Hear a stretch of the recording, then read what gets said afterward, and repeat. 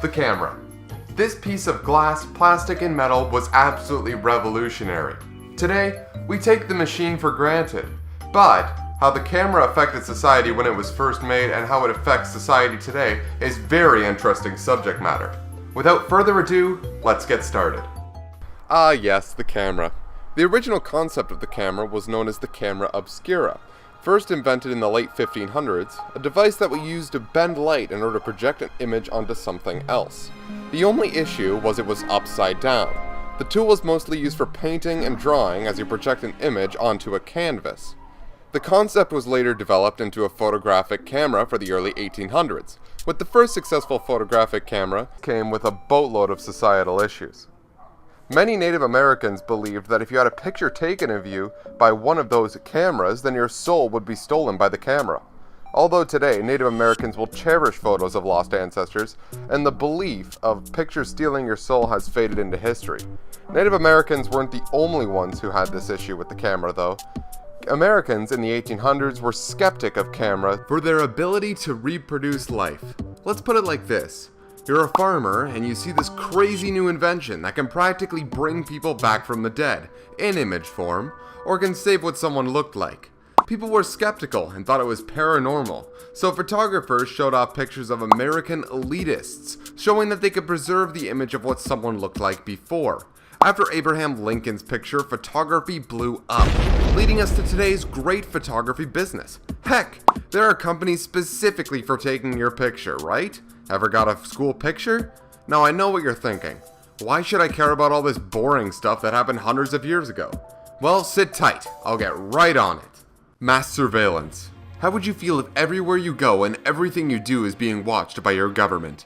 That's not a hypothetical question either. Everything you do has been monitored by Five Eyes, an alliance between America, Canada, Australia, United Kingdom, and New Zealand that has been caught red-handed with a lot of mass surveillance programs, with 5 of the biggest notable examples being PRISM, a program run by the USA, Australia, and the UK. This program gathers your internet search history from at least 9 major American internet companies.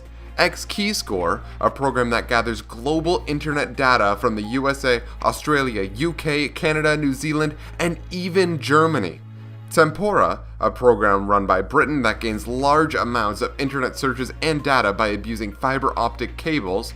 Muscular, a program run by the UK that breaks into Yahoo and Google to find your searches. And finally, Stateroom. Run by all members of Five Eyes, it listens to your phone calls and of course gets a lot of your internet searches.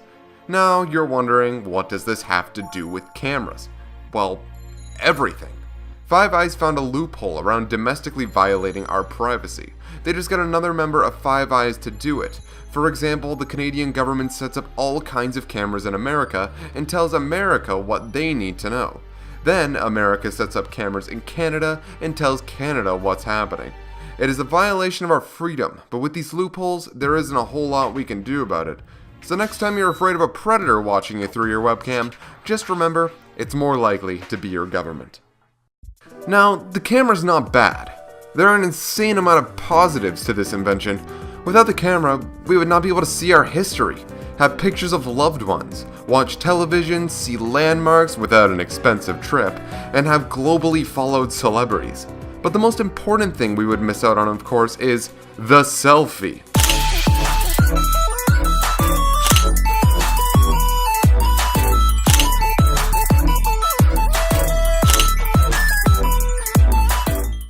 Can you imagine a world where you can't take 50 pictures of yourself posing in the mirror every day? Well, with photography's recent price reduction, anyone can take pictures anytime with very little price involved. We can send pictures to our friends. We can experience moments with other people through videos that we can take. Cameras allow us to bring our memories and experience with us on the go, for bragging rights or to relive them. Take us back 30 odd years and most people wouldn't be able to afford all of it. Quite honestly, we are in a technological revolution, and it seems to me that one of the biggest players in making society comfortable with all of it has been the camera. So here's to you, camera, and all the wonderful things you've done for us.